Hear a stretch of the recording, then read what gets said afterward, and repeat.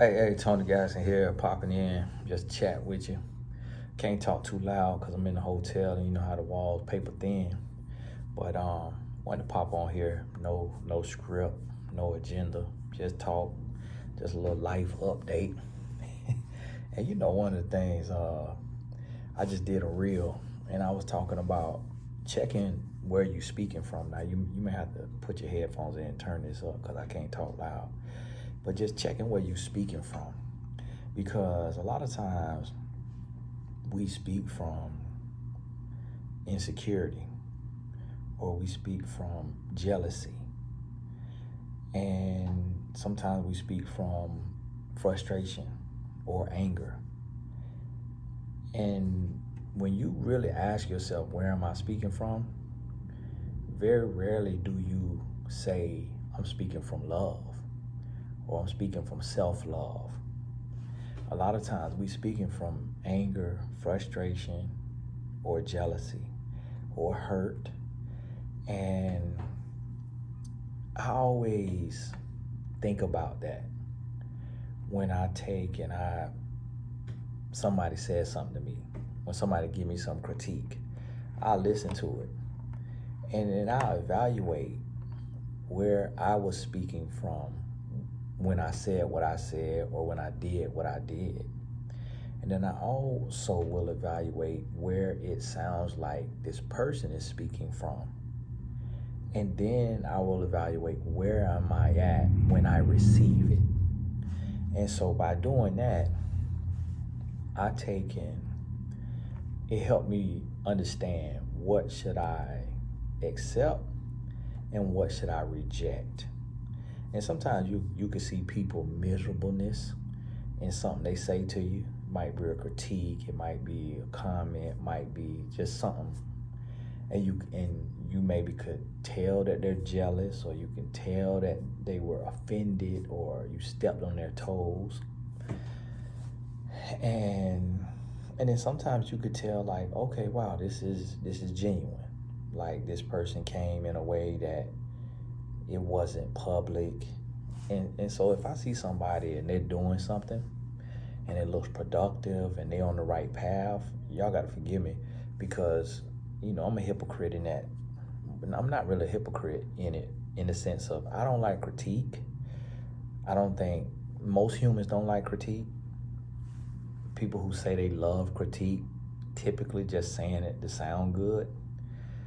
I don't think it's human nature to want somebody to critique you, but you can be open to it. You can become mature enough to where you can receive it and you can hear it. But just as humans, we don't like to be critiqued. And so when I say I'm a hypocrite in it, meaning I critique somebody, not really critique them, but I give some feedback. But I also have to understand that my style, my taste, my ways is not everybody. That it ain't gonna be the same for everybody, that different people gonna do things differently. And so I gotta understand that. I gotta be mindful of that. I gotta be respectful of that. And so I also understand when I look at somebody, I say, hey, where is this person at? Is this person anywhere near where I'm at? Does this person look like they have any goals that's near or similar to mine? So if I see a rapper and he seems just lawless, he seems ruthless, he seems like he closer to the devil than he is to God, my feedback, my opinion may just fall on deaf ears because of where he is in his life. But if I see that he's trying to be better, he's trying to be a positive light, and it's something where I see a blind spot, then I'll speak to that. And I believe people see it. And I believe when our heads hit the pillow, we think about that. And so many people say, oh, I just mind my business. I just mind my business. And rightfully so, if you feel like there's nothing you could do or say. Okay, mind your business. If you feel like you'll be ineffective. But if you know your voice could move the needle, if you know your opinion could have an impact, your voice can have an impact, then don't just ignore it. Speak up and say something, because you could make a difference. And so I try to do that. So one thing I do, because I have a platform, because I built the brand, a lot of times people look at where it's coming from too. So I remember, a guy was trying to give workout advice, but he was really, not where he needed to be. So the people in the room was kind of like, but if a guy comes and he has an 8-pack of abs or close to it, and he go to giving workout advice, then people gonna be like, oh, okay.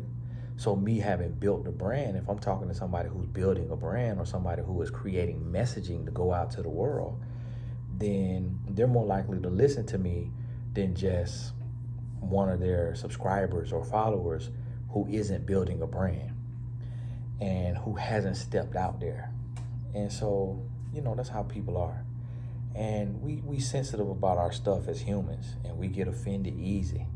And I get all kind of comments and feedback, and it just depends on how it's written. If it's written fast, if a person just flying off the handle, if I could tell a person is triggered, they just offended, then I say, hey, it is what it is. The message is what it is. But if I could tell a person take their time, they really seeking to understand where I was coming from, what I was doing, and all of that, then, that's totally different. And I could hear it. And I realized that over the years, I've been refined by feedback. So I'm recording a podcast right now with a mentee of mine, and I don't know if the podcast will ever see the light of day, but we recording it, getting the chemistry down, getting some episodes, and we got the social media up. I posted it. I don't know if it'll ever see the light of day. I'm hoping that it will, but we recording it. And one thing I've learned, one thing I realized is that as we're talking, he says a lot of stuff that I have said when I was his age, because I got started when I was in the public eye. I was 25, so I was a few years younger than him. And he'd been out there since he was in college, off and on. But he says a lot of stuff that I said that I got reprimanded for, that I got checked about, that I got canceled on, that I got called out about. And I told him, I said, you just learn. I try to tell him, but I said, you're going to learn through trial and error. But I realized I've been refined by feedback. And not all feedback is good feedback, but some feedback is legitimate. Like one time a lady told me, she said, Tony, don't say female and then call the man a man. Don't say man and female, because you saying female in a derogatory way. That's almost like saying the B word. If you're going to say female, then say male. And I felt like that was good feedback. And I started to think about it, and I started to listen to men when we would say man or men, and then we would say females instead of women. And in the tone and in the way that we were saying it, it was intended to make a woman less than us. That a man is a man, but a woman is a female. Because a female, it just sounds like the term is not as endearing. So I became mindful of that if I say females, because it is a female, that I also say male.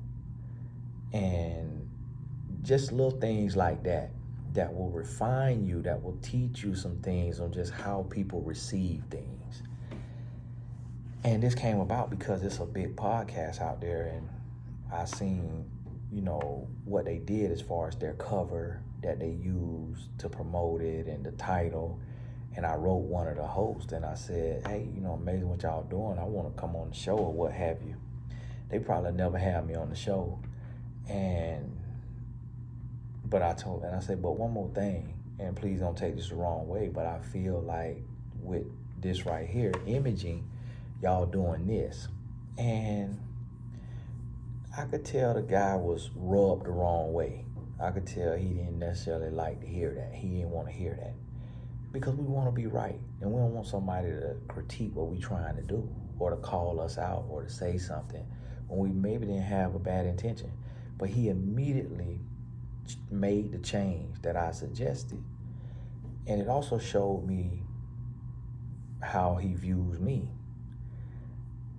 and how he takes feedback. So although the talking is in text and we men, and we both, former athletes, both got head trauma, both got egos, both got attitude issues and things of that nature.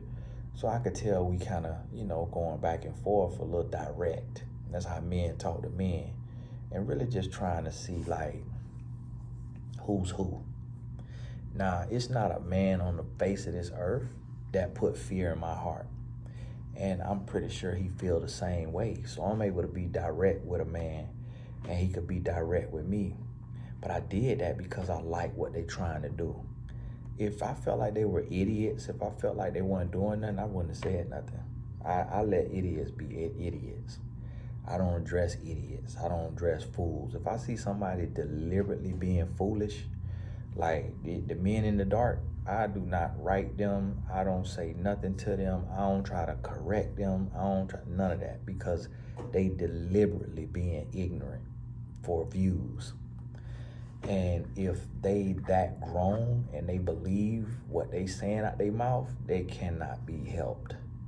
They too grown to be helped. God gonna have to slap them in the mouth for them to change. And so I say that to say, we got to be mindful of where we speaking from and where we receiving from. And it's just a general life lesson. So even when you on YouTube, before you comment, before you send an email in, check yourself.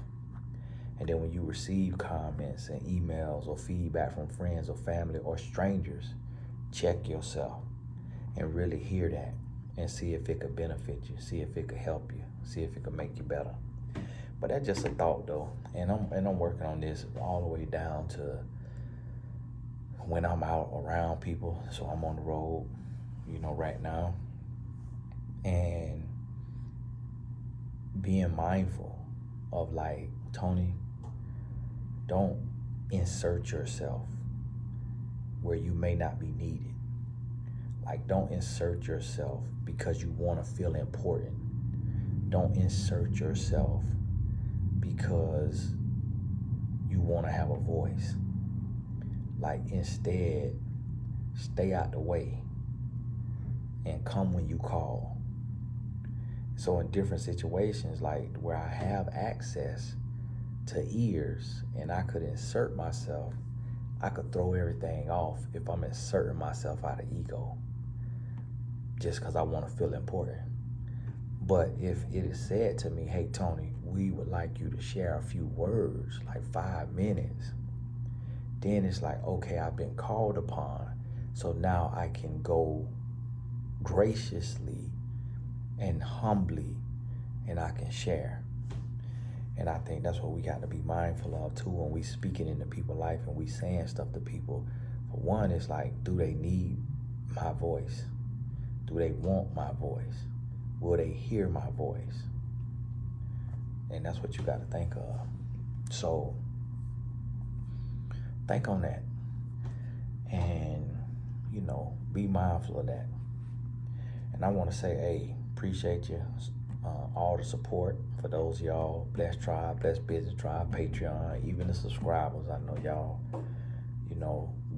subscribe to the channel. But just want to say thank you. Thank you for the support. If you in the Blessed Tribe, when you go to my page, you click on my channel, you'll see community. Click on community. And I got something special for you there on the community page. And it's only for the people who are on the Blessed Tribe or on Patreon, and then eventually it'll be for others. Maybe it's like some students of certain courses, but right now it's just the Blessed Tribe and Patreon that I done shared this with, the project that I'm working on. So, hey, thank you so much. God bless you. We'll talk soon.